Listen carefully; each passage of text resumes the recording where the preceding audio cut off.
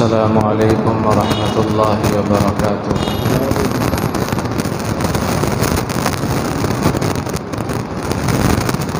الحمد للہ نحمده ونستعینه ونستغفره ونؤمن به ونتوکل علیہ ونعوذ باللہ من شرور انفسنا ومن سیئات اعمالنا، من يهده الله فلا مضل له ومن يضلل فلا هادي له، ونشهد أن لا إله إلا الله وحده لا شريك له،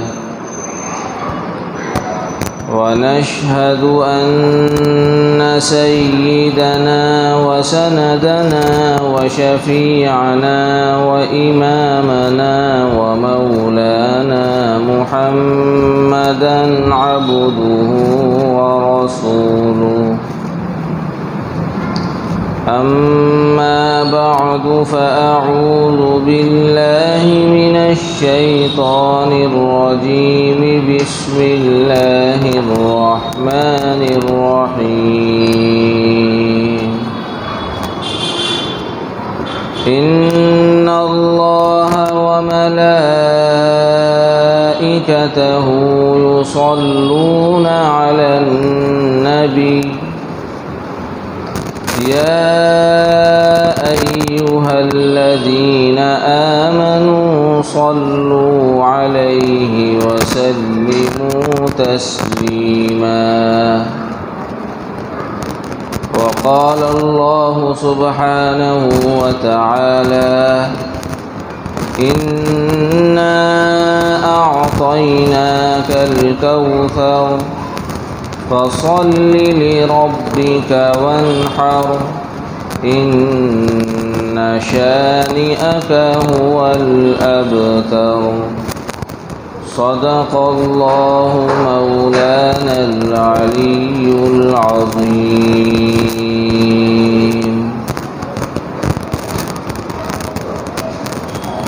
بہت ہی زیادہ عزتوں کے مستحق، قابل قدر، قابل احترام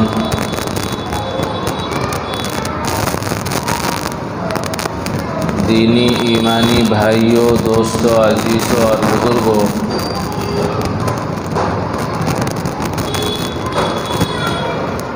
ماشاءاللہ ہماری اس مسجد میں مہینے اصلاحی پروگرام کے منعقد کرنے کا سلسلہ بحسن و خوبی جاری اور ساری ہے۔ اللہ تعالیٰ ان مجالس کے منعقد کرنے والوں، خدمت کرنے والوں، اس کا انتظام کرنے والوں کو اور اس میں شرکت کرنے والوں کو دینی اور دنیاوی ترقیات سے مالا مال فرمائے، اور اس طرح کی مجالس کو ہم سب کے لیے خیر کا اور ہدایت کا ذریعہ بنائے۔ آج کی ہماری اس مجلس کا موضوع قربانی کے مسائل ہیں۔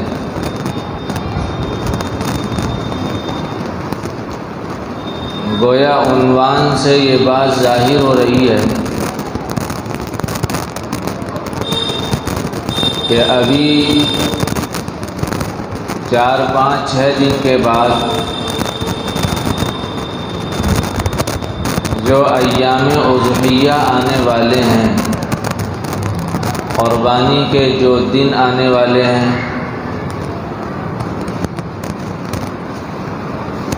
ان دنوں کو شرعی نقطہ نظر سے کیسے گزارا جائے، شریعت کی کیا رہنمائی ہے، شریعت کی کیا ہدایات ہیں، اس کے مسائل سامنے آنے چاہیے۔ لیکن ہمارا ایک تجربہ ہے، مجمع عام میں جب مسائل بیان کیے جاتے ہیں، عام مجمع میں جب کوئی مسئلہ بیان کیا جاتا ہے تو کرسی سے منبر سے مسئلہ کچھ بیان کیا جاتا ہے، سننے والے کچھ سنتے ہیں اور باہر نکل کر نقل کچھ کرتے ہیں، تو مسئلہ کچھ کا کچھ بن جاتا ہے۔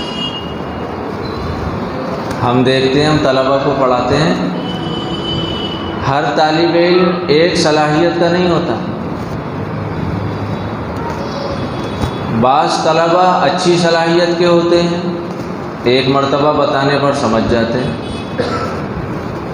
بعض طلبہ کو ذرا ان پر زیادہ محنت کرنی پڑتی ہے، بعض طلبہ پر بہت محنت کرنی پڑتی ہے، بار بار کوئی بات سمجھانے کے باوجود بھی وہ چوک کر جاتے ہیں۔ اس لیے ہم نے اس عنوان میں تھوڑی سی تبدیلی کی ہے۔ وہ تبدیلی یہ ہے کہ ارادہ ہے اس بات کا کہ انشاءاللہ اس مجلس میں قربانی کے مقاصد آئیں، اس کے کچھ فضائل آئیں، اور ضمناً کچھ مسائل ضروری موٹے موٹے بیان کر دیے جائیں، تاکہ کہنے والے کو بھی فائدہ ہو، سننے والے بھی فائدہ اٹھائیں۔ آپ بھی دعا کریں، میں بھی آپ کے ساتھ دعا کروں، اللہ تعالیٰ مختصر وقت میں مفید بات کہنے کی توفیق عطا فرمائے۔ اللہ تعالیٰ کی کچھ عبادات، اللہ تعالیٰ کی طرف سے جو ذمہ داریاں بندوں پر ہیں، بعض ایسی ہیں جن میں کسی کی کوئی تفریق نہیں ہے، نہ مردوں کی نہ عورتوں کی، نہ شہر والوں کی نہ دیہات والوں کی، نہ امیر کی نہ غریب کی، کسی کی کوئی تفریق نہیں ہے۔ جیسے نماز ہے اللہ کی، اللہ کا حکم ہے، بندوں کے لیے عبادت قرار دی گئی ہے، تو یہ ایسی عبادت ہے کہ غریب پر بھی ضروری ہے، امیر پر بھی ضروری ہے۔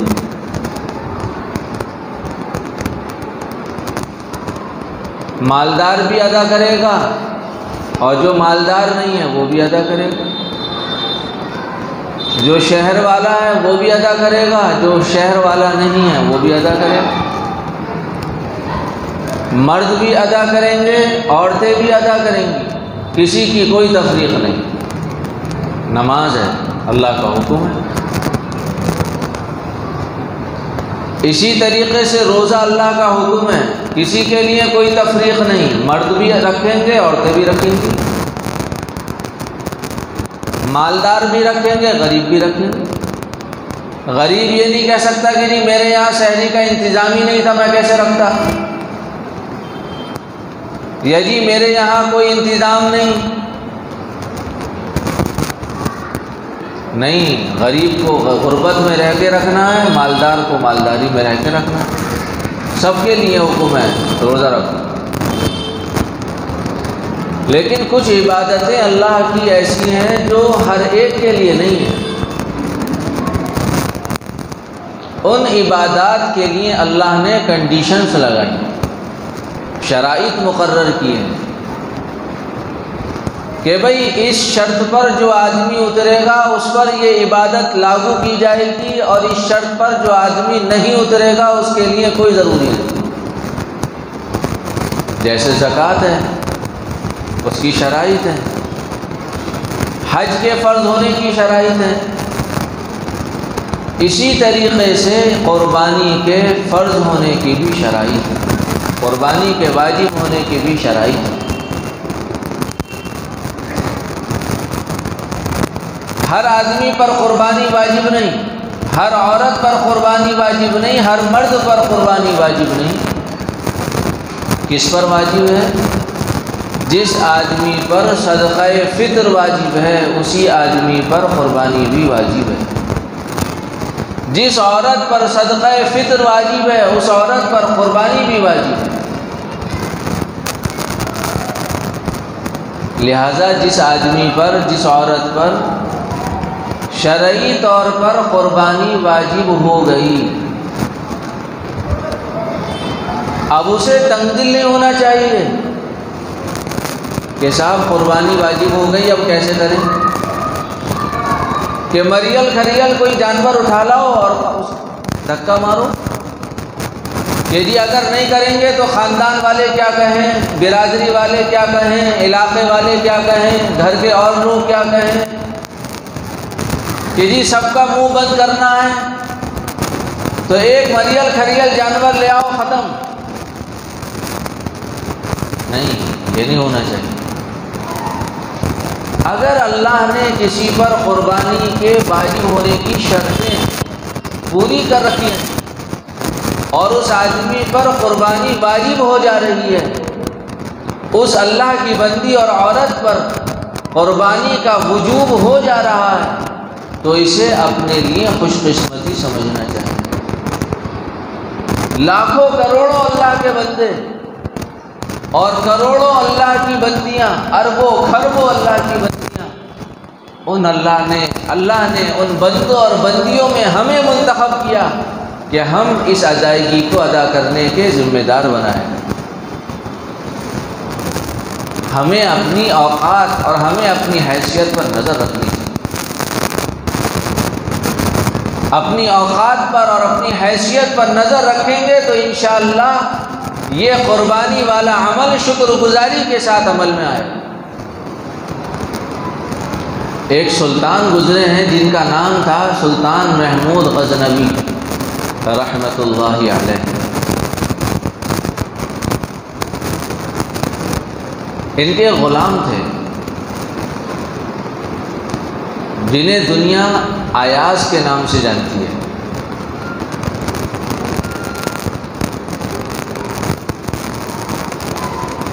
ایاز سلطان محمود غزنوی رحمۃ اللہ علیہ کے بڑے چہیتے خدام میں شامل تھے، گویا ہمراز تھے۔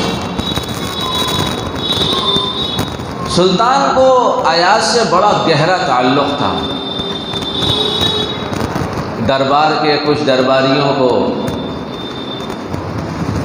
یہ بات کھٹکتی تھی اور وہ یہ چاہتے تھے کہ ایاز کو سلطان سے دور کر دیا جائے،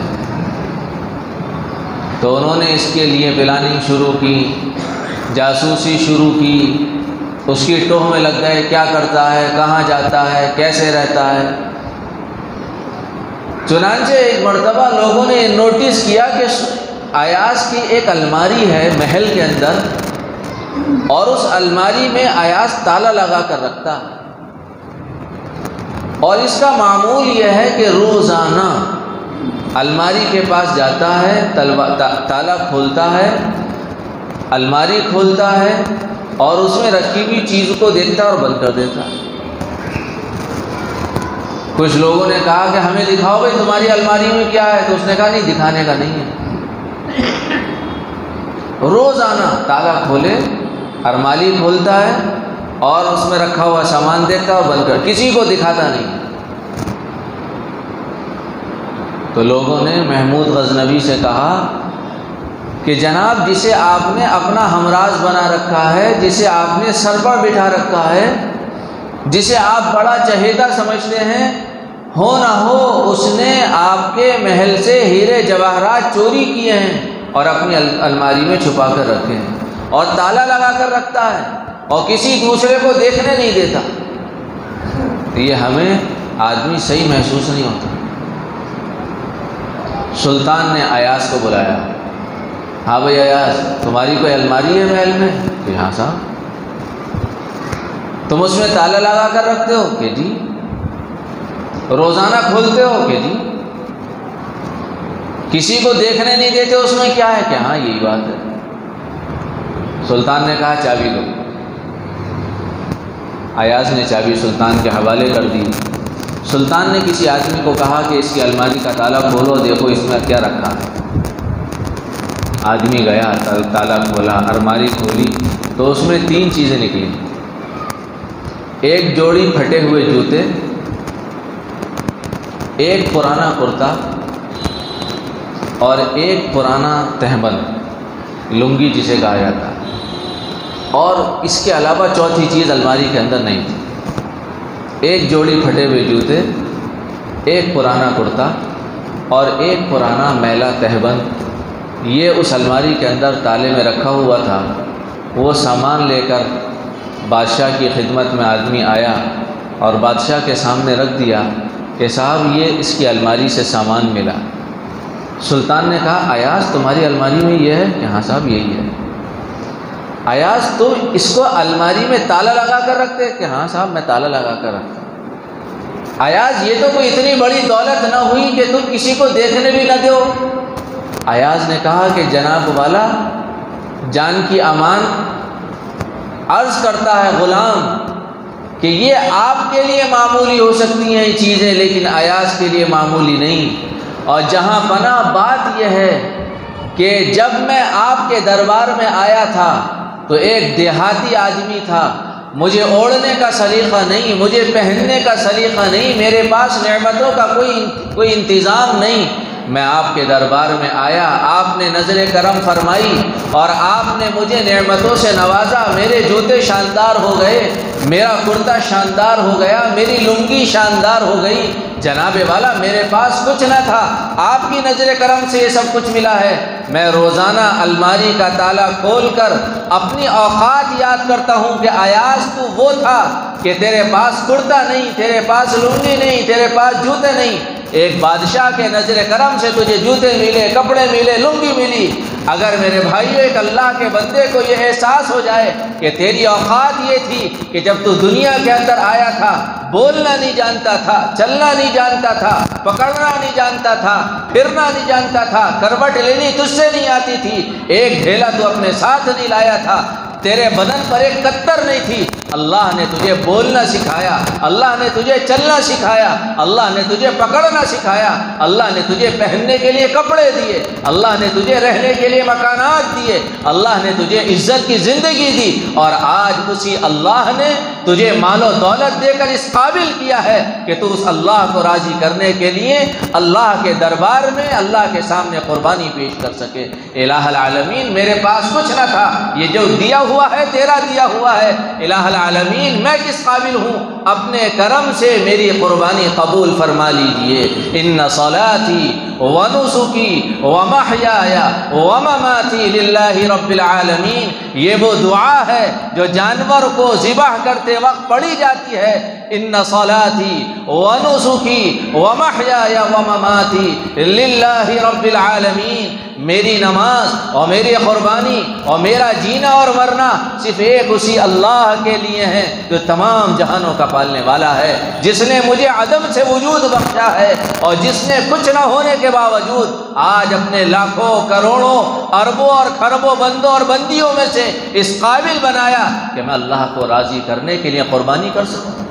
تو میں یہ قربانی مریل جانور کی نہیں، میں یہ قربانی تنگ دلی کے ساتھ نہیں، میں یہ قربانی لوگوں کو دکھانے کے لیے نہیں، میں یہ قربانی لوگوں کو راضی کرنے کے لیے نہیں، میں یہ قربانی لوگوں میں شہرت حاصل کرنے کے لیے نہیں، میں یہ قربانی لوگوں میں مشہور ہونے کے لیے نہیں۔ اے اللہ، میں اگر آج اس جانور کا خون بہا رہا ہوں اور اگر آج میں جانور خرید رہا ہوں اور اگر آج میں قربانی کے لائق ہوں، الہ العالمین میرا عمل شروع سے لے کر آخر تک صرف تیری رضا کے لیے۔ ان صلاتی ونسکی ومحیای ومماتی للہ رب العالمین، الہ العالمین مجھے میری اوقات کی یاد ہے۔ جس وقت میں دنیا کے اندر آیا تھا الہ العالمین اس وقت لاکھوں کروڑوں بچے آئے ہوں گے۔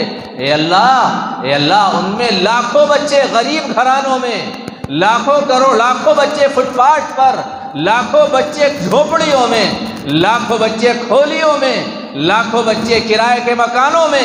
اے اللہ، تو نے مجھے عزت کی زندگی دی، تو نے مجھے ثروت عطا کی، تو نے مجھے مالداری دی۔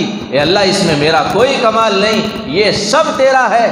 آج تو نے مجھے توفیق دی ہے، آج تو نے مجھے اس لائق بنایا ہے، اے اللہ میں یہ عمل خوش دلی سے کرنے کو تیار ہوں اور اس جذبے کے ساتھ کرنے کو تیار ہوں، الہ العالمین میری قربانی قبول فرما لیجیے۔ جب قربانی قبول ہوتی ہے، جب قربانی قبول ہوتی ہے، اس کے اثرات اور اس کے ثمرات نسلوں تک پڑتے ہیں۔ قربانی کوئی معمولی عمل نہیں ہے، قربانی کوئی معمولی عمل نہیں ہے۔ اس لیے میرے بھائیوں، یہ ایام ہمارے آ رہے ہیں، جنہیں اللہ نے توفیق دی ہے، جنہیں اللہ نے ثروت دی ہے، اللہ کا شکر گزار ہونا چاہیے، اللہ کا شکر گزار ہونا چاہیے۔ اور یہ قربانی، کہ یہ قربانی صرف اللہ کو راضی کرنے کے لیے۔ کتنے دن کو لوگ کہیں گے کہ میاں اس کا جانور اتنا مہنگا، کتنے دن لوگ کہیں گے کہ میاں اس کا جانور اتنا مہنگا تھا، 2-4 مہینے لوگ کہہ کر خاموش ہو جائیں گے، لیکن رسالت مآب علیہ السلام نے ارشاد فرمایا کل قیامت میں اگر کسی نے دوسروں کو راضی کرنے کے لیے اور دوسروں کی خوشنودی کے لیے اور دوسروں کو دکھانے کے لیے کوئی عمل کیا ہوگا تو رب کریم ان لوگوں کے اعمال سے بالکل بری اور بیزار ہیں، اعلان ہو جائے گا جس کو دکھانے کے لیے عمل کیا تھا اسی سے اجر کے طالب بن جاؤ۔ اس لیے میری بہنیں بھی نیت کریں، ہمارے بھائی بھی نیت کریں، انشاءاللہ اس عمل کو خالص اللہ کے لیے کرنا ہے، خالص اللہ کے لیے کرنا۔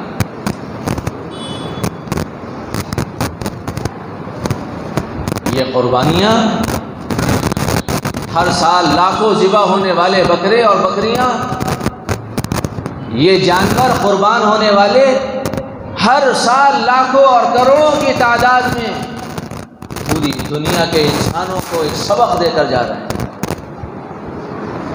کہ مسلمانوں، اے انسانوں، ہم نے اللہ کے حکم کی خاطر اپنی گردنوں پر چھریاں چلوا دیں، ہماری کھال کھینچ لی گئی، ہماری بوٹیاں بنا دی گئیں اور ہماری ہڈیاں توڑ دی گئیں اور ہمارا وجود مٹا دیا گیا اللہ کے ایک حکم کی خاطر۔ حالانکہ ہم مکلف نہیں ہیں اللہ کے احکامات پر عمل کرنے کے۔ اے انسانوں، ہمارے لیے جنت اور جہنم کے فیصلے نہیں، ہمارے لیے عذاب اور سزا کا مسئلہ نہیں، ہمارے لیے دنیا کے اخروی نعمتیں نہیں۔ اے انسانوں، لیکن حال یہ ہے کہ ہم اللہ کے حکم کی خاطر اپنی جان اللہ کے حوالے کرنے کو تیار ہیں، لیکن اللہ نے تمہیں اشرف المخلوقات بنایا ہے، رسول اللہ کا امتی بنایا ہے، تم اللہ کے بندے ہو، اللہ نے تمہیں مامور اور ذمہ دار بنایا ہے۔ تم اپنی زندگی کا جائزہ لیتے رہنا، ایک جانور اللہ کے حکم پر قربان ہو رہا ہے، تم نے اپنی زندگی میں اللہ کے لیے کتنی قربانیاں دی۔ یہ لاکھوں جانور ہر سال پوری دنیا کے مسلمانوں کو خاموش پیغام دے کر جاتے ہیں کہ قربانی صرف یہ نہیں کہ خون بہا دیا گیا، قربانی صرف یہ نہیں کہ گوشت کاٹ لیا گیا، قربانی صرف یہ نہیں کہ اس کے پکوان بنا لیے گئے، قربانی صرف یہ نہیں کہ دعوتیں اڑا لی گئیں، قربانی کا مقصد یہ ہے کہ اس جانور نے جو قربانی دی ہے، اے انسانوں، تمہیں اپنے رب کے لیے، اس کی خوشنودی کو حاصل کرنے کے لیے اپنے جذبات کو قربان کرنا ہے، اپنی خواہشات کو قربان کرنا ہے۔ کیسے کرنا ہے؟ جیسے ہمارے جد امجد حضرت سیدنا ابراہیم علیہ السلام۔ قربانی مطلوب ہے، قربانی مقصود ہے، قربانی ممدوح ہے کہ قربانی پر اللہ وہ دیتا ہے کہ اس سے نسلیں فائدہ اٹھاتی ہیں۔ حضرت ابراہیم علیہ السلام کے پاس بوڑھے ہو گئے، کوئی نرینہ اولاد نہیں۔ آدمی کی فطری خواہش ہوتی ہے کہ اس کا بیٹا ہو، بہنوں کی فطری خواہش ہوتی ہے کہ ان کے یہاں بیٹا ہو، حالانکہ بیٹیاں بھی اللہ کی نعمت ہیں، بیٹے بھی اللہ کی نعمت ہیں، لیکن فطرت بنائی اللہ نے، فطرت بنائی۔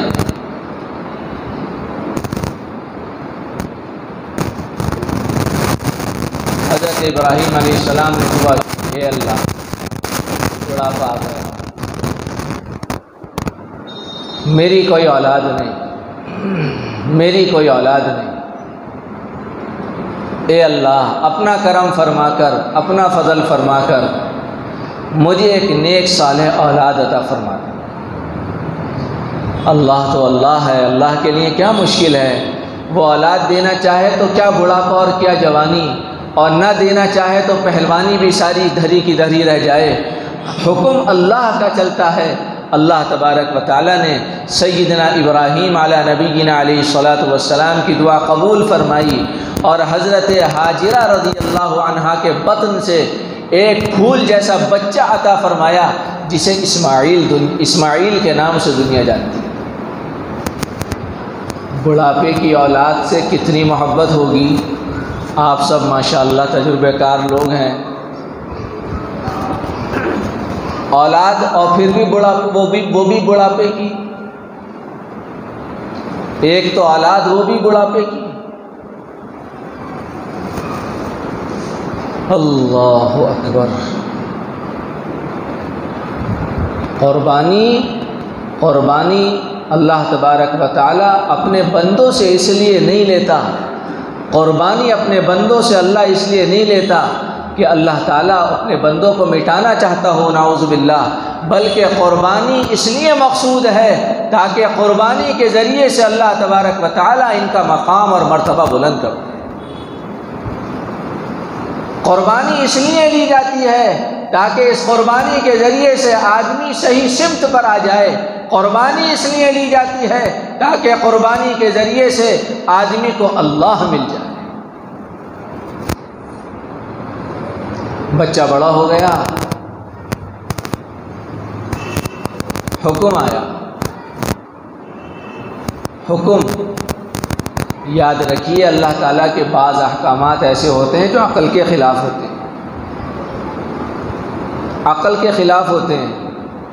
جیسے بہت سے لوگ کہتے ہیں کہ جی ہر سال عید پر، ہر سال بقرہ عید پر جانور قربان کرنا، یہ بھی کوئی عقل مندی ہوئی، یہ بھی کوئی دانش مندی ہوئی۔ لاکھوں جانور، کروڑوں روپیہ خرچ کر دیا گیا اور کیا جا رہا ہے۔ کوئی اسکول بنا دیا جاتا، کوئی مسافر خانہ بنا دیا جاتا، کوئی کالج بنا دیا جاتا، کوئی ہسپتال بنا دیا جاتا، کوارٹرز بنا دیے جاتے جس میں لوگ رہ لیتے، سڑکیں بنا دی جاتی، بورنگ کرا دیے جاتے، نالیاں بنا دی جاتی، کنویں کھدوا دیے جاتے، لیکن اللہ کا حکم، اللہ کے ضروری نہیں ہے کہ اللہ کا حکم ہمارے بھیجے میں آ جائے، ضروری نہیں ہے اللہ کا حکم ہمارے بھیجے میں آ جائے، لیکن رسول اللہ صلی اللہ علیہ وسلم کا امتی ہونے کا تقاضا اور اللہ کا بندہ ہونے کا تقاضا یہ ہے، میرے اللہ ان صلاتی ونسکی ومحیای ومماتی للہ، میرے سمجھ میں اور میرے بھیجے میں اور میرے گودے میں اور میری عقل میں تیرا حکم آئے نہ آئے، میرا اعلان یہ ہے، میرا اقرار یہ ہے اور میرے دل کے جذبات یہ ہیں کہ میرا ہر عمل تیرے لیے ہے، تو جو تو کہے گا میں کرنے کو تیار ہوں۔ اے اللہ یہ نہیں ہو سکتا کہ تیرا حکم آئے اور میں تیرا حکم توڑ دوں۔ اے اللہ میں اپنے جذبات توڑ سکتا ہوں، تیرا حکم نہیں توڑ سکتا۔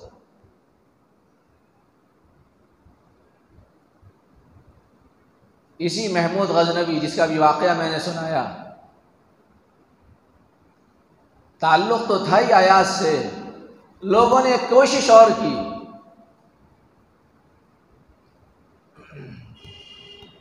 تو بادشاہ نے سارے دربار والوں کو مطمئن کرنے کے لیے ایک عمل اور ایک حیلہ اختیار کیا کہ لوگوں کو آیات سے اعتراض ہے کہ ہم نے اس کو اپنا قریبی کیوں بنایا۔ بادشاہ نے دربار لگایا، جب دربار لگ گیا تو اس نے خزانے سے ایک ہیرا منگایا اور ایک ہتھوڑا منگایا اور یہ اعلان کیا کہ بھائی کون ہے جو ہمارے سامنے اس ہیرے پر ہتھوڑا مار کر اس کو چورا چورا کر دے۔ چنانچہ اس نے ہیرا اور ہتھوڑا ایک آدمی کو دیا اور اسے کہا تم توڑو۔ اس آدمی نے کہا اتنا قیمتی ہیرا اگر اسے توڑ دیا گیا تو خزانے کا نقصان ہے، حکومت کا نقصان ہے، گورنمنٹ کا نقصان ہے، بادشاہ کے وقت کا نقصان ہے۔ اس نے کہا جی میرے اندر اتنی ہمت نہیں کہ میں اس قیمتی ہیرے کی قیمت کو کم کر سکوں اور اس کو چورا چورا کر دوں۔ بادشاہ سلامت، یہ ہتھوڑا بھی آپ کی خدمت میں اور یہ ہیرا بھی آپ کی نظر۔ اس نے دوسرے کو دیا، تیسرے کو دیا، چوتھے کو دیا، پانچویں کو دیا۔ سارے دربار والوں نے یہ کہا کہ جی ہم یہ ہیرا توڑ کر اس کی قیمت کم نہیں کر سکتے۔ آخر میں ایاز بچ گیا۔ ایاز، محمود غزنوی نے کہا ایاز تمہاری کیا رائے ہے؟ لو بھائی ہیرا تمہارے حوالے، ہتھوڑا تمہارے حوالے، تم اسے توڑ دو۔ ایاز نے ہیرا لیا، زمین پر رکھا اور اس پر زور سے ہتھوڑا مارا اور ہیرے کے ٹکڑے ٹکڑے ہو گئے۔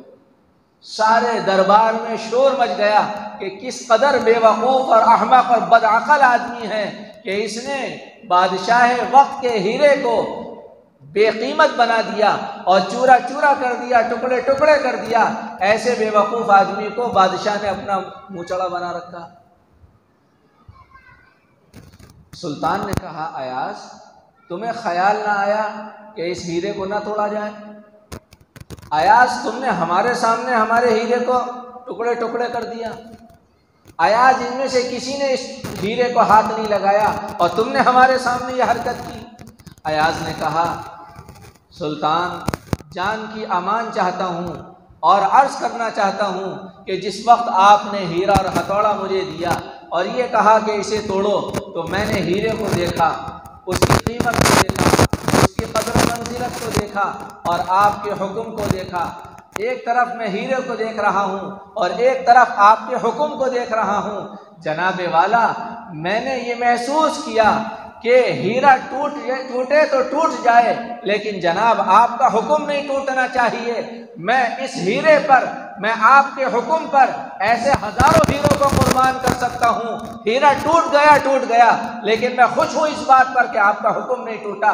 ایک بندہ اللہ سے کہہ دے الہ العالمین میں اپنے جذبات توڑ سکتا ہوں، اپنی خواہشات توڑ سکتا ہوں، اپنے جذبات ٹھکرا سکتا ہوں، لیکن میرے اللہ میں نے تیرا کھایا ہے، تیرا پیا ہے، تیرا دیا ہوا پہنا ہے، تیرے دیے ہوئے مکانات میں رہ رہا ہوں۔ اے اللہ تیری دھرتی پر چل رہا ہوں، تیرے سورج سے فائدہ اٹھا رہا ہوں، تیرے ستاروں اور سیاروں سے میں فائدہ اٹھا رہا ہوں۔ اے اللہ میرے اندر یہ طاقت نہیں کہ میں تیرا حکم ٹھکرا دوں۔ اے اللہ میں تیرا حکم ٹھکرا نہیں سکتا۔ میری سمجھ میں آئے گا تب بھی عمل کروں گا، سمجھ میں نہیں آئے گا تب بھی عمل کرنے کو تیار ہوں۔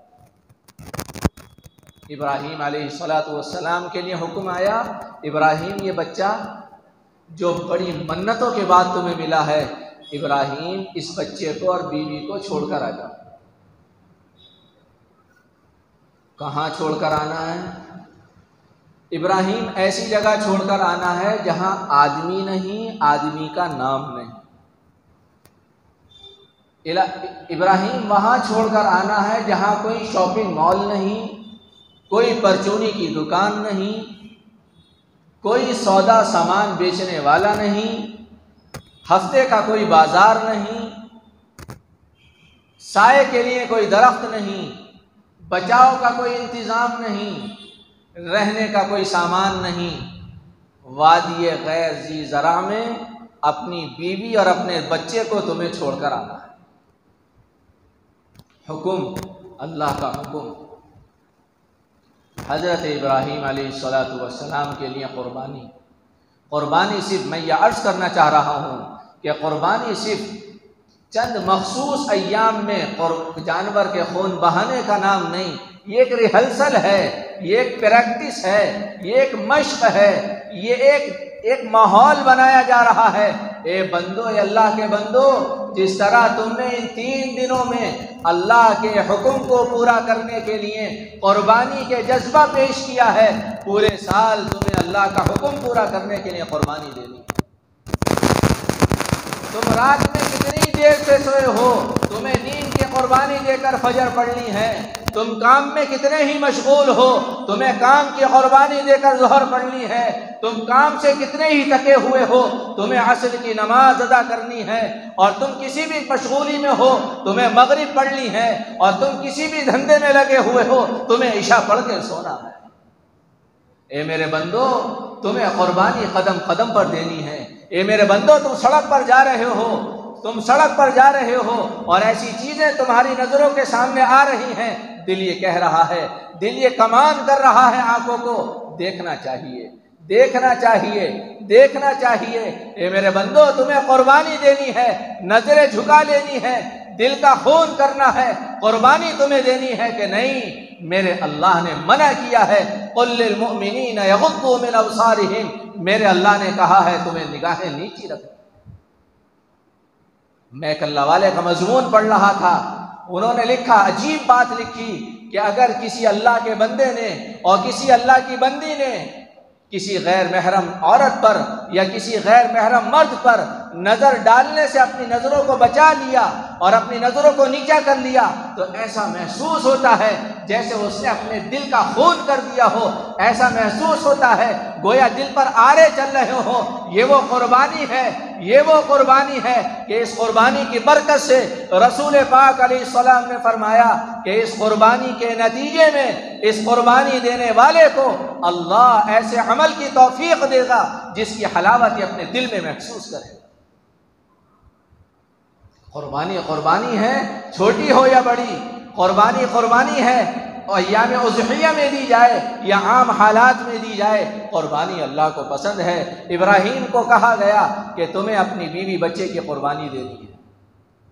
الہ العالمین، یہ بچہ جو چلنا نہیں جانتا، الہ العالمین یہ بچہ جو مجھے بڑھاپے میں ملا ہے، الہ العالمین یہ صنف نازک، یہ عورت ذات ایسی جگہ کیا کرے گی؟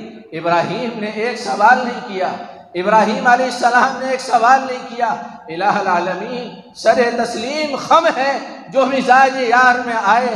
آپ کا حکم ابراہیم کی جسارت نہیں، آپ کے سامنے لب کشائی کر سکے۔ اے اللہ جب نہیں تھا تیرے دینے سے، آج ہے تیرے دینے سے، نہ یہ بچہ میری قوت سے ہے نہ یہ بچہ میری طاقت سے ہے، اے اللہ تو نے دیا ہے، تیری امانت ہے، اگر آج تیرا حکم ہے ابراہیم قربانی دینے کو تیار ہے۔ مکہ المکرمہ جا کر چھوڑا ہے۔ اس قربانی پر اللہ نے حضرت ابراہیم علیہ السلام کے بچے کے تڑپنے پر اور بیوی کے تڑپنے پر اور ابراہیم علیہ السلام کے آنکھوں سے بہنے والے آنسوؤں پر ایسا مبارک چشمہ زمزم کی شکل میں جاری کر دیا، زمزم کی شکل میں جاری کر دیا۔ میرے آپ کے سردار حضرت محمد مصطفیٰ صلی اللہ علیہ وسلم نے فرمایا اگر ہاجرہ اس زمزم کی مڈیر نہ بناتی، اللہ اس پانی کو پوری دنیا میں پھیلا دیتا۔ ہر 10 منٹ 15 منٹ 20 منٹ آدھے گھنٹے کے بعد اس پانی کا چیک اپ کیا جاتا ہے اور اس پانی کو چیک کیا جاتا ہے۔ جو صفات ابراہیم کے زمانے میں تھی، جو صفات اس پانی کے اندر اسماعیل کے زمانے میں تھی، جو صفات اس پانی کے اندر محمد رسول اللہ صلی اللہ علیہ وسلم کے زمانے میں تھی، وہی صفات اس پانی میں آج بھی موجود ہیں۔ کمال کی بات یہ ہے، میں کسی کتاب میں پڑھ رہا تھا، دنیا کے اندر جتنے کنویں ہیں ان کنووں کے اندر کائی جم جاتی ہے، اس کے اندر گردہ آ جاتا ہے۔ زمزم کا کنواں ایسا ہے، نہ کبھی کائی جمتی ہے نہ کبھی گردہ آتا ہے۔ قربانی اللہ کو پسند ہے۔ کوئی اللہ کا بندہ جانور قربان کرے اللہ کے لیے، اللہ مال میں بھی برکت دے گا، عزت میں بھی برکت دے گا، شہرت میں برکت دے گا۔ کوئی بندہ اللہ کے لیے کر کے دیکھے، اللہ وہ دے گا جس کا تصور نہیں کیا جا سکتا۔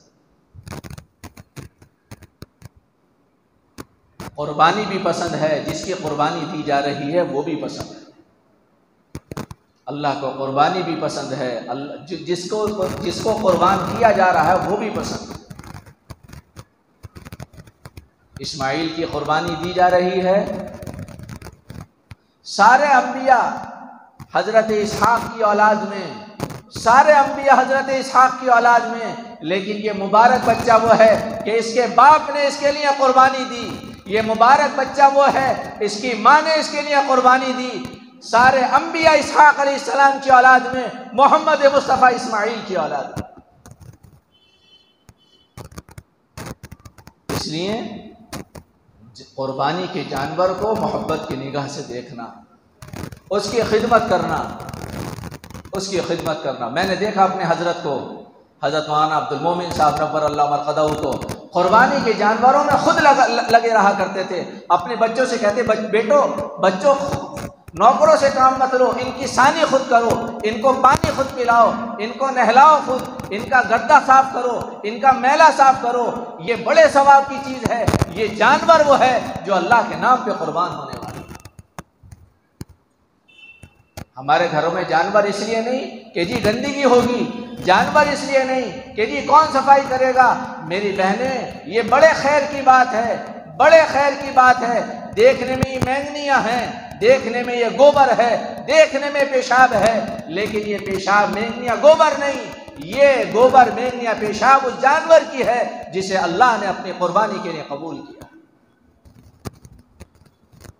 صحابہ نے پوچھا، حضرت زید بن ارقم کی روایت ہے، فرماتے ہیں صحابہ نے عرض کیا ما هذه الاضاحی یا رسول اللہ، ما هذه الاضاحی یا رسول اللہ، اے اللہ کے رسول، اے اللہ کے رسول، یہ فلسفہ سمجھ نہیں آتا، یہ قربانیاں کیا چیز ہیں، یہ قربانیاں کیا ہیں؟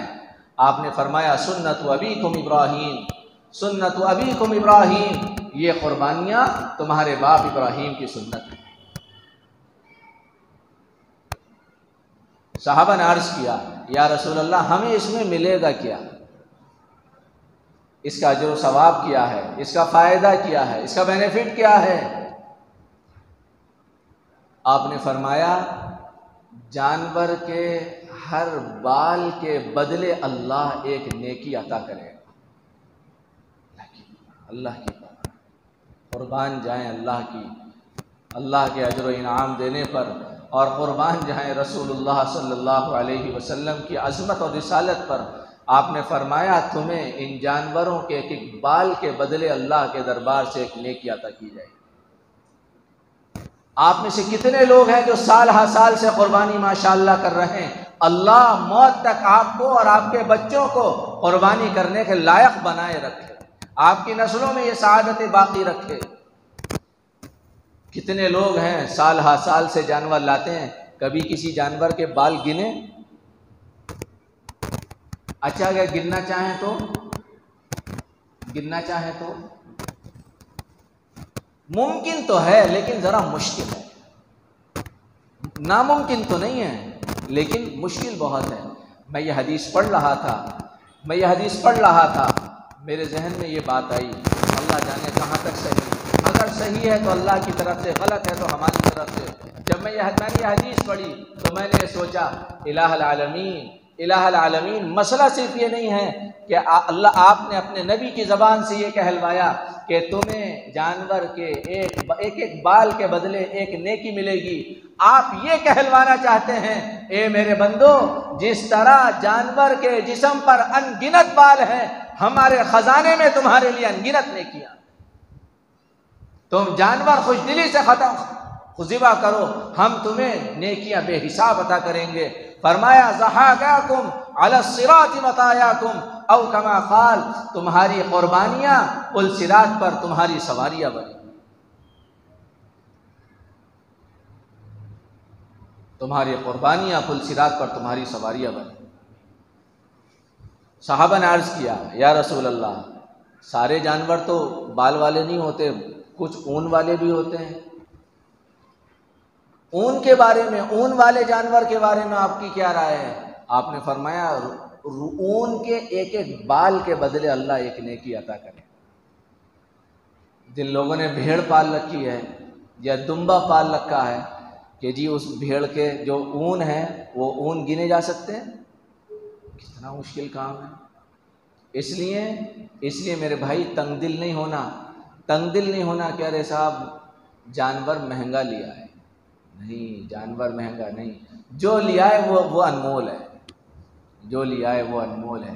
اللہ تعالیٰ مہنگا سستا نہیں، اللہ تعالیٰ ینال اللہ لحومها ولا دماؤها ولکن ینالہ التقوی منکم، ان جانوروں کو نہیں تمہارے دل کی کیفیات کو دیکھا جائے۔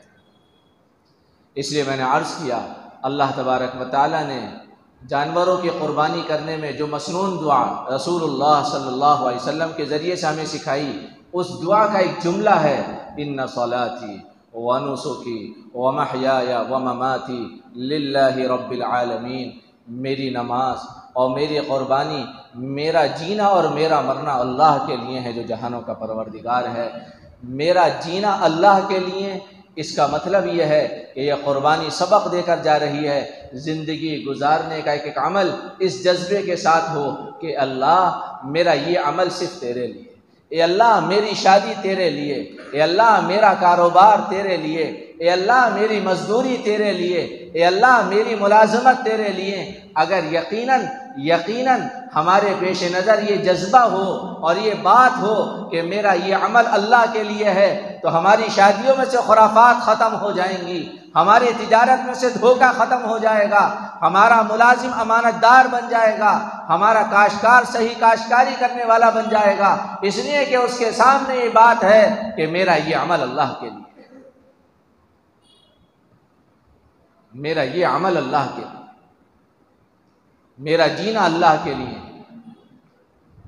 ایک مجلس لگی جس میں 2-4 مرد بیٹھے، 2-4 بھائی بیٹھے، ایک مجلس لگی جس میں 2-4 بہنیں بیٹھیں۔ اب اس مجلس میں رنگ جمانے کے لیے اور اس کو ذرا رنگ دینے کے لیے اور اس کو ذرا آگے بڑھانے کے لیے اور اس میں مرچ مسالہ لگانے کے لیے ادھر ادھر کی باتیں بھی ہونی چاہیے، غیبت بھی ہے، بہتان بھی ہے، ادھر ادھر کی باتیں بھی ہیں۔ وہ ایسا پہنتی ہے، وہ ایسا کھاتی ہے، اس کا گھر ایسا، اس کا فلاں ایسا، وہ شادی میں یہ پہن کر آئی، ارے میاں اس کا کاروبار ایسا، وہ ایسا چلتا ہے، وہ ایسا رہتا ہے، وہ ایسا بولتا ہے۔ یہ غیبتیں مجلسوں کی رونق بنائی جاتی ہیں۔ ان صلاتی ونسکی ومحیای ومماتی للہ رب العالمین، یہ قربانیاں سبق دے کر جا رہی ہیں میرا جینا اللہ کے لیے۔ اپنی مجلسوں میں اے اللہ میں غیبت نہیں کروں گا، اپنی مجلسوں میں اے اللہ میں غیبت نہیں سنوں گا، اپنی مجلسوں میں اے اللہ میں کسی پر بہتان نہیں لگاؤں گی، اے اللہ میں اپنی مجلسوں میں کسی پر عیب نہیں لگاؤں۔ ان صلاتی ونسکی ومحیای ومماتی للہ رب العالمین، میرا جینا بھی اللہ کے لیے اور میرا مرنا بھی اللہ کے لیے۔ میرا مرنا اللہ کے لیے کیسے ہوگا؟ اے اللہ میں یہ دعا کر رہا ہوں جب تک میرے لیے دنیا میں جینا بہتر ہو مجھے دنیا میں باقی رکھ، اور جب میرے لیے دنیا میں جینا بہتر نہ ہو ایمان کے ساتھ مجھے دنیا سے اٹھا لے۔ اے اللہ میں نہ اپنی مرضی سے دنیا میں جینا چاہتا ہوں نہ اپنی مرضی سے دنیا سے مرنا چاہتا ہوں۔ اے اللہ میرا جینا بھی تیرے لیے ہے اور میرا مرنا بھی تیرے لیے ہے۔ یہ پیغام ہے قربانی کا، یہ پیغام ہے قربانی کا۔ اس پیغام کو جو سامنے رکھ کر چلے گا اللہ اسے دنیا میں بھی چمکائے گا، آخرت میں بھی چمکائے گا۔ حضور اکرم علیہ الصلوۃ والسلام کے صحابہ اس پیغام کو اپنی نظروں کے سامنے رکھ کر چلے۔ اے اللہ ہمارا جینا تیرے لیے، ہمارا مرنا تیرے لیے، ہماری شادی تیرے لیے، ہمارے بچے تیرے لیے، ہماری تجارت تیرے لیے، ہمارا سفر تیرے لیے، ہمارا حضر تیرے لیے، ہماری بیماری تیرے لیے، ہماری صحت تیرے لیے۔ اے اللہ ہم اپنے لیے نہ جیتے ہیں نہ اپنے لیے مرتے ہیں۔ فزت ورب الکعبہ، رب کعبہ کی قسم گردنیں ہماری اڑائی جائیں گی اور ہماری نظروں کے سامنے جنت آ جائے گی۔ اس لیے میرے بھائیوں میں بھی طے کروں، ہماری بہنیں بھی طے کریں، آپ سب طے کرو انشاءاللہ پوری زندگی اللہ کا فرما بردار بندہ بن کر جینے کے اعتبار سے پوری زندگی طے کریں انشاءاللہ کہ ہم اللہ کے صحیح بندہ بن کر جئیں، اللہ کا صحیح بندہ بن کر جئیں گے، اللہ کی صحیح بندی بن کر جئیں گے۔ پھر دیکھیے جو یہ اس جذبے کے ساتھ جیے گا اور اس جذبے کے ساتھ قدم رکھے گا اور اس جذبے کے ساتھ اپنی صبح شام گزارے گا، اس کی موت پر ان الذین قالوا ربنا اللہ ثم استقاموا تتنزل علیہم الملائکہ الا تخافوا ولا تحزنوا وابشروا بالجنة التي كنتم توعدون نحن اولیاؤکم فی الحیاة الدنیا وفی الآخرہ ولکم فیہا ما تشتہی انفسکم ولکم فیہا ما تدعون نزلا من غفور الرحیم۔ یہ جنت کی بشارتیں فرشتوں کے ذریعے سنوائی جائیں گی اور نعمتیں اللہ کی طرف سے دی جائیں گی۔ میزبان اللہ ہوگا، مہمان ہم سب لوگ ہوں گے انشاءاللہ۔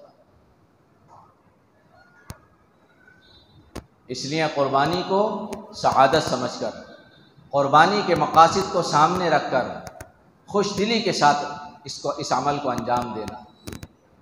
قربانی کرنے میں گھر کے جس آدمی پر قربانی واجب ہے اس آدمی کو اپنی طرف سے قربان کرنا۔ بہت سے لوگوں نے سوال کیا کہ جی ہمارے یہاں ہم 4 بھائی ہیں، ایک بھائی پر قربانی واجب ہے، ہم نے اس سے کہا کہ تم اپنی قربانی ادا کرو، اس نے کہا جی میں تو ادا نہیں کرتا قربانی، ہم سب 4 بھائی مل کر ایک بکرا لے آتے ہیں اور سب مل کے قربان کر لیں۔ ایسے قربانی کسی کی ادا نہیں ہوگی، ایسے قربانی کسی کی ادا نہیں ہوگی۔ ہاں یہ تو ہو سکتا ہے کہ اگر کسی پر قربانی واجب نہ ہو اور 3-4 بھائی ہیں وہ مل کر کچھ پیسے جمع کر لیں اور ایک آدمی کے نام سے جانور لیں، ابا کے نام سے لے لیا، بڑا بھائی کے نام سے لے لیا اور اس کی طرف سے قربانی ادا کر دی تو نفلی ہو جائے گی۔ لیکن ایک آدمی یہ چاہے کہ ہم 4-5 بھائی مل کر ایک بکرا لے آئیں اور سب مل کے قربان، سب کا نام ڈل جائے، کسی کی قربانی اس سے ادا نہیں۔ اسی طریقے سے یہ بات بہت زیادہ اہتمام کے ساتھ سامنے رہنی چاہیے، جو جانور حصوں کا ہوتا ہے، بڑا جانور جس میں حصے ہوتے ہیں کئی، 2 کسی کے، 2 کسی کے، کسی کا 3 کسی کے، سارے حصے داروں کو اپنی نیت صرف اللہ کو راضی رکھنے کی رکھنی چاہیے۔ یہ فقہا نے لکھا ہے، مسئلہ لکھا ہے کہ اگر ان حصے داروں میں سے کسی ایک حصے دار کی نیت بھی گوشت کھانے کی ہو گئی، اللہ کو راضی کرنے کی نہ ہوئی، صرف گوشت حاصل کرنے کی ہو گئی، کسی کی قربانی قبول نہیں ہوگی۔ یہ وہ مسائل ہیں جن کا یاد رکھنا اور ان مسائل کو لوگوں کو سمجھانا اور بتانا ہم سب کی ذمہ داری ہے۔ اسی طریقے سے بعض مرتبہ افضل یہ ہے کہ قربانی جو آدمی کر رہا ہے اپنے ہاتھ سے ذبح کرے، اگر ہمت نہیں ہے تو پھر کسی اور سے بھی کرا سکتا ہے۔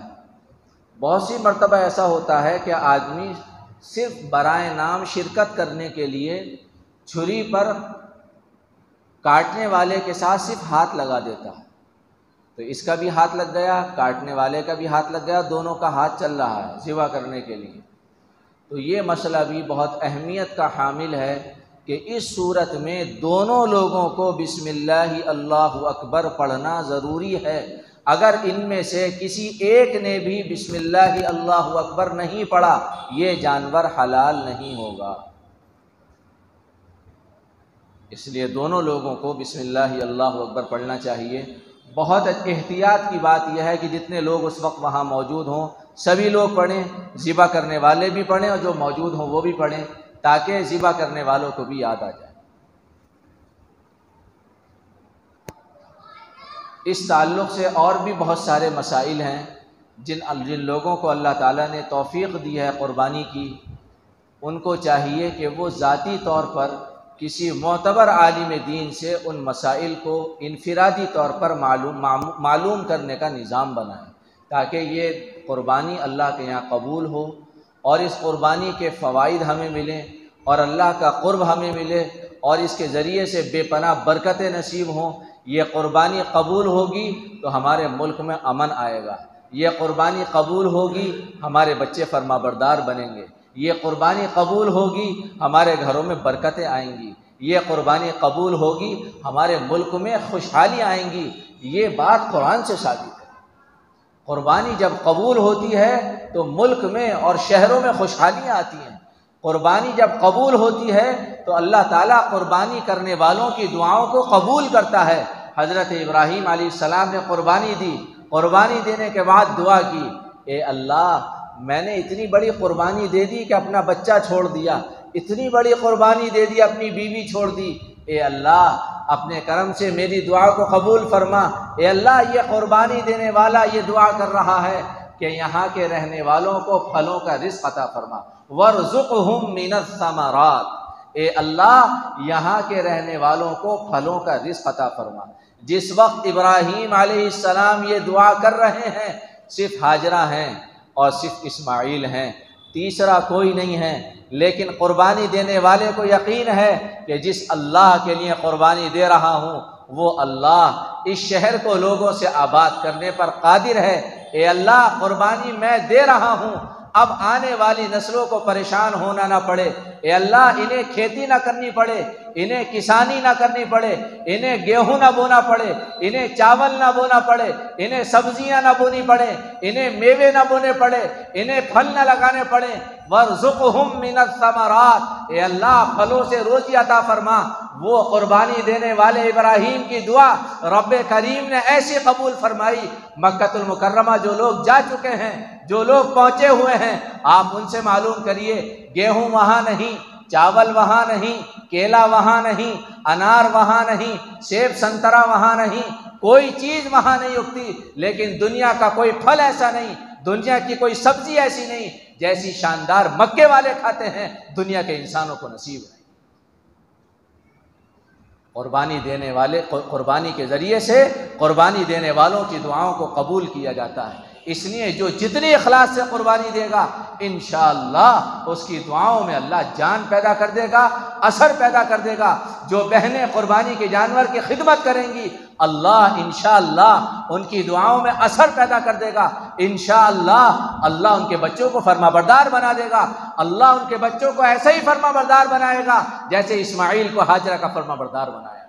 اس لیے گھبرانا نہیں، پریشان نہیں ہونا، منہ نہیں بنانا، اپنے شوہروں سے جھگڑا نہیں کرنا کہ صاحب آپ کو کیا کام ہے، آپ نے تو یہ میری صورت پر لا کے باندھ دیا، نہ رات میں سونے دے نہ دن میں سونے دے، یہ تو بولتے بولتے اس نے جو ہے وہ گھر کا ماحول عجیب کر دیا۔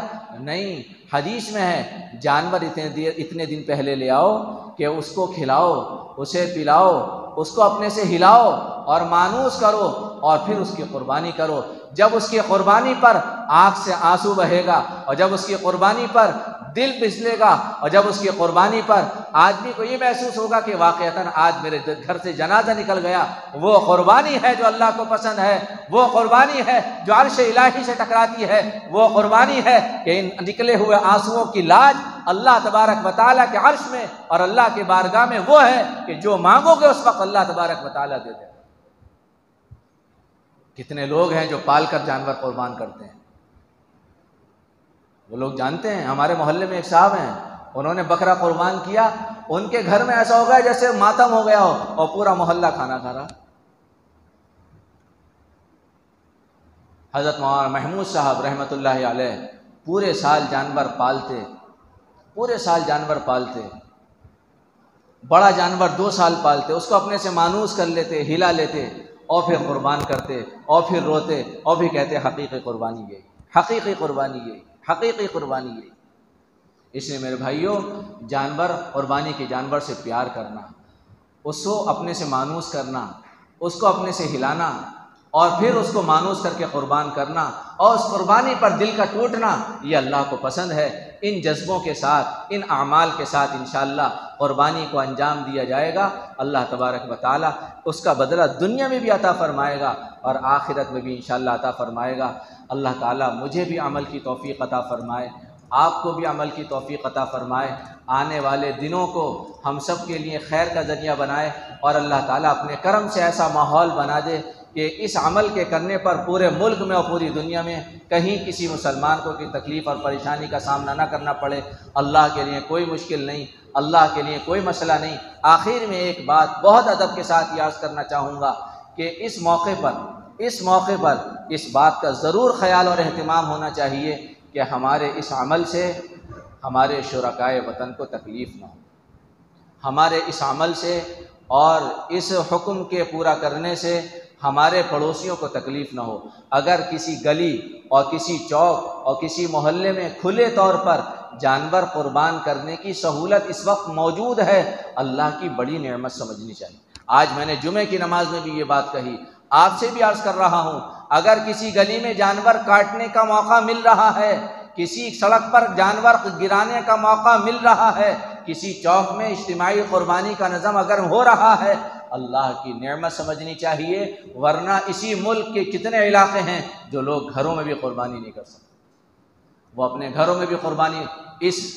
اس نعمت کی قدردانی یہ ہے کہ ہم اپنی ضرورت پوری کر کے وہاں مکمل صفائی کا نظام بنائیں۔ ایسا نہ ہو کہ کھال پڑی ہوئی ہے، خون پڑا ہوا ہے، اس کا فضلہ پڑا ہوا ہے، اور ہم نے اپنا کام کیا اور ہم اپنے کام میں لگ گئے، اپنے بھائیوں کو بھی تکلیف نہیں دینی، شرکائے وطن کو بھی تکلیف نہیں دینی، گندگی خود بھی نہیں پھیلانی اور پھیلانے دینی بھی نہیں، ایک ذمہ دار شہری ہونے کا ثبوت دینا، رسول اللہ کا صحیح امتی ہونے کا ثبوت دینا، اللہ کا صحیح بندہ ہونے کا ثبوت دینا، پھر دیکھیں انشاءاللہ اس قربانی سے کسی کو کوئی اعتراض نہیں ہو سکتا۔ اللہ تعالی ہم سب کو لگ لپٹ کر دین پر عمل کرنے کی توفیق عطا فرمائے۔ وصلی اللہ تعالی علی خیر خلقہ محمد وعلی آلہ وصحبہ اجمعین برحمتک یا ارحم الراحمین۔